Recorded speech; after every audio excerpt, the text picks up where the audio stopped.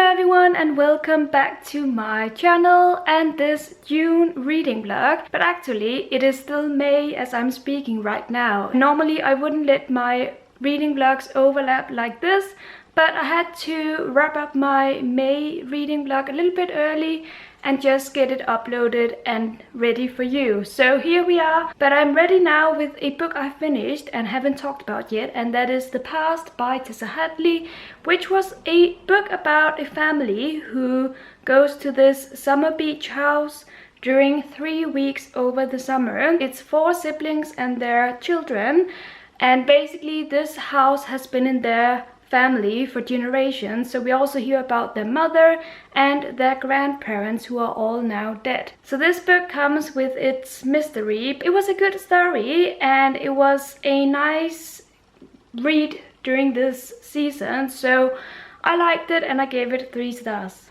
I just got home from a bunch of days out of town and Zeus is super happy to see me. Could you even see him? There it is. I remembered that I finished a book while I was out of town and it is in my bag, so let me just go grab it for you. Chocolate for Breakfast. This is the Danish cover, but it is by Pamela Moore and it is considered a classic. So I was interested to read this one because a friend of mine recommended it to me, and having read it now, I'm happy that I did. This is about a young girl of 15 who is on the verge of becoming an adult, and it's a book that's very much about going from childhood to adulthood and how scary that can be. Even though you want to become an adult, it's not always the most pleasant transition. So our main character Courtney goes through quite some development in this story and I liked it. I mean, the writing was rather simplistic, but I really liked it, so I gave this book 4 out of 5 stars. Zeus has clearly missed me. Hi Zeus!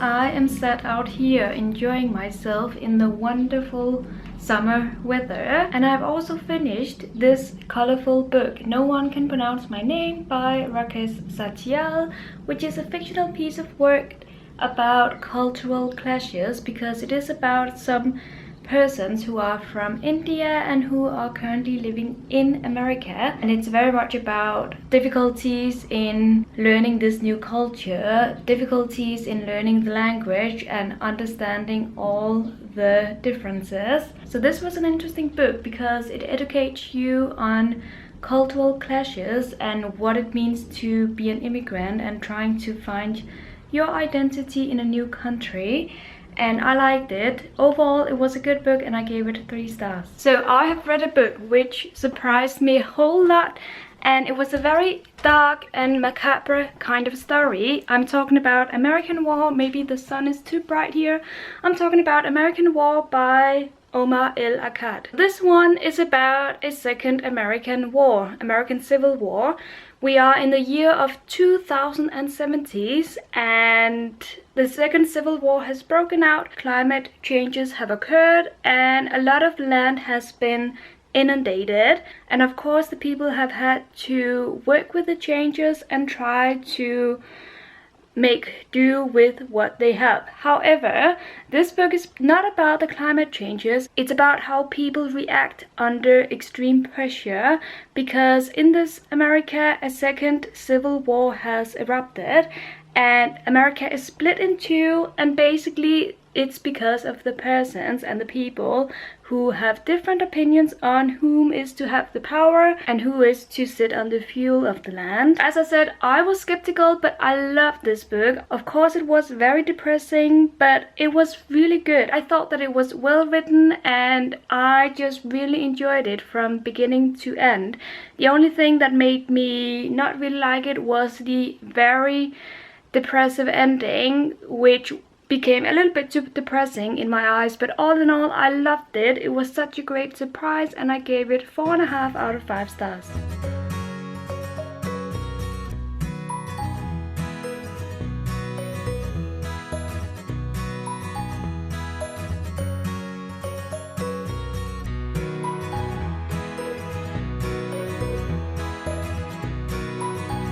Whenever I get new books, I love to place them on my bookshelves according to height. So I've been doing that lately. So here we have some new titles and these beauties. These books are pretty much new and they are so gorgeous. I really love this shelf now.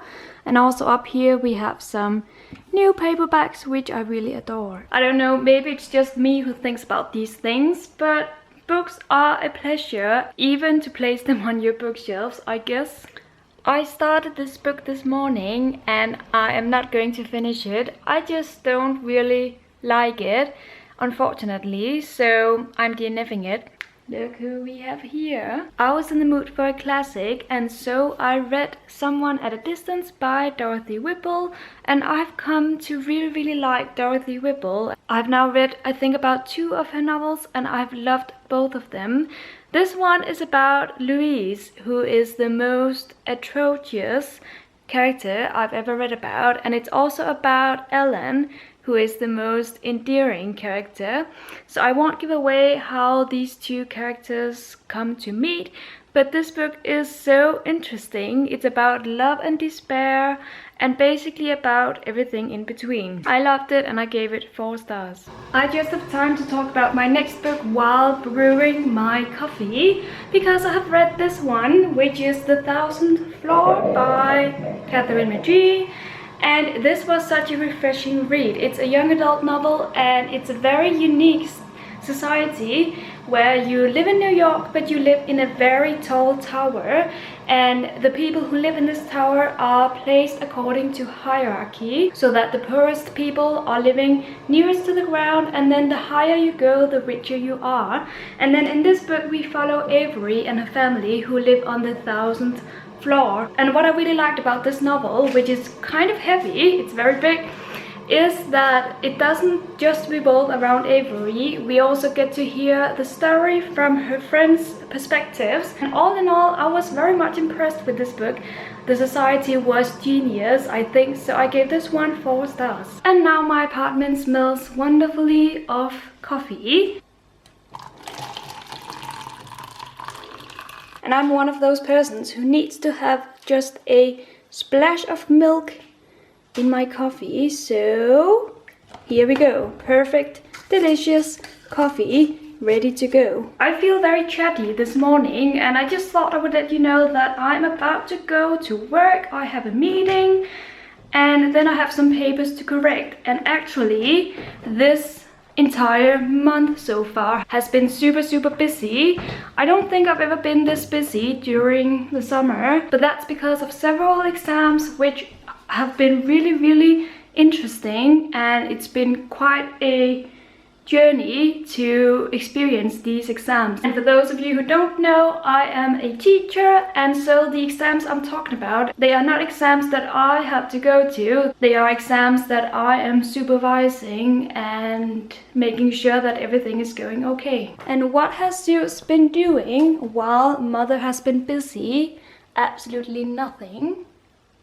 I am standing here with another book that I have decided to DNF this month, unfortunately, and that is American Street by Ibi Zoboi. I got about 100 pages into it. It just wasn't a book for me, so I'm putting it down now. I'm going out of town again, and here is Zeus, who wants to join me, but unfortunately you can't. Sorry. However, I'm actually here to talk about a book I finished, and that is The Grapes of Wrath by John Steinbeck, a classic. And this is the Danish cover, in case you're wondering. I loved this book, even though it's very cruel. It's also very realistic, and John Steinbeck is a genius at writing these kinds of stories, I think. I mean, it's a big book, but I read it in like 3 days. I flew through it. I was very captivated with his very simple and straightforward writing, which still had a lot to say, so that under the dialogue and under the characters' behavior we get a lot of frustrations and hopelessness. So yeah, definitely a classic I loved, and of course I gave it 5 stars. Also, it's very good for reading during the summer, I think, because it does start out in the warm summer months in America. I am now on a completely different island from where I usually live. I have arrived at the inn I am staying at overnight, and I have to say it's kind of, I don't know, disappointing, because there is no internet, there is no TV, no bath for me to use by myself. I mean, it's fine. I'm just a little bit surprised. There is no breakfast tomorrow, so I will have to just read my book tonight and make time pass this way. Anyway, I thought that since I've brought my camera, I would show you my little but cozy room. This is what it looks like. A door, a table, a sink, and a bed, and that's it. And I have here my book, which I'm definitely going to read a lot of tonight, I think. I am now back home again, and I actually managed to finish my book while I was gone, and that is obviously Heft by Liz Moore, which I really liked. I mean, it wasn't as good as The Unseen World, which was brilliant, but this was still a really good story about Arthur, who lives in Brooklyn and who weighs about 600 pounds, and then we also have Kel, who lives in another state, or at least not in Brooklyn, but he lives in America, and then it's about these two men and how they are connected in some way. I really liked it, and I gave it 4 stars.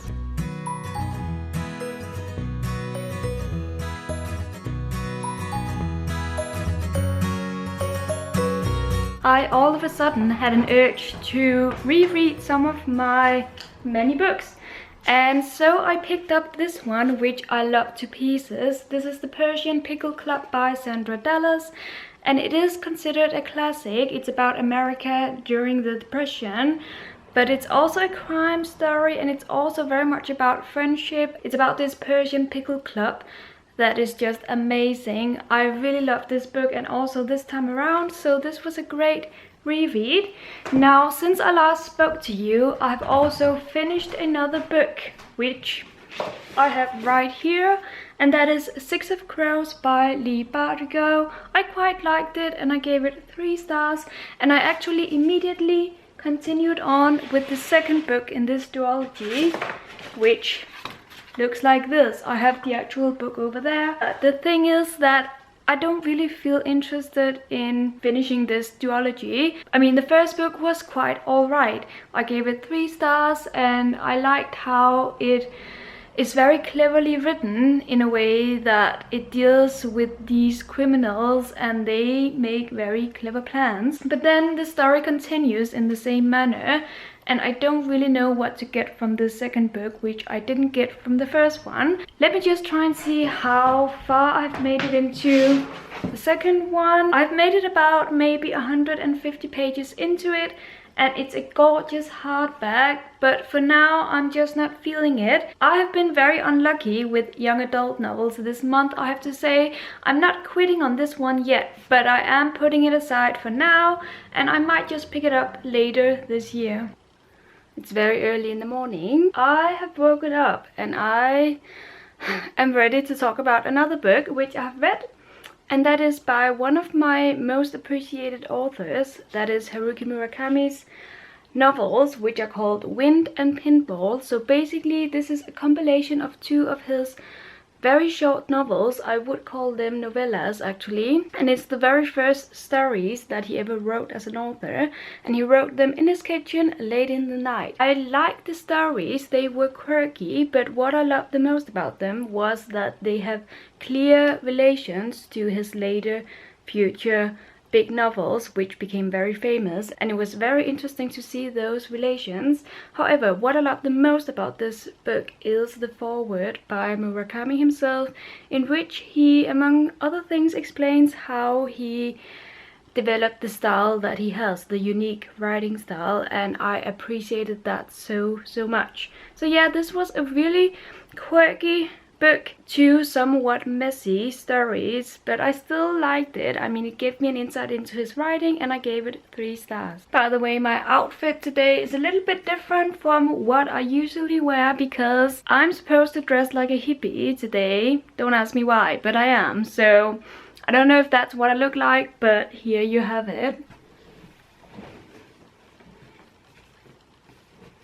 So I'm ready to talk about 2 new books I have read since I last spoke to you. One of those was a reread and the other one was a book I hadn't previously read. So the first book is Men Who Hate Women by Stieg Larsson, and this was my reread. It is the first book in the Millennium trilogy, which I'm sure you've heard of, the Girl with the Dragon Tattoo series. Actually, I think the English title for this one is The Girl with the Dragon Tattoo. Anyway, this was a reread for me, as I mentioned, and I absolutely loved it. That's why I reread it. A good crime story. Even though I'm not much into crime fiction, I really loved this one, and also the rest of the series. And then the other book I've read, which was new to me, is High Rising by Angela Thirkell, which is actually set during Christmas, so it wasn't the most appropriate book to read this time of the year. But I didn't feel like the Christmas parts took up that much of the book. And all in all, what I'd heard about this is that it's supposed to be the first book in the series that is hilarious and kind of satirical. I didn't really find it hilarious. I found it interesting, but not more than that. So in the end, I gave this one 3 stars. It is now the end of June and I'm not going to finish any more books this month, I believe. I am currently reading 2 books though, which are The Girl Who Played With Fire by Stieg Larsson, as well as this one, The Patriots by Sana Krasikov. So you will be seeing my thoughts on these books in my July reading blog, but until my next video, thank you so much for watching and happy reading.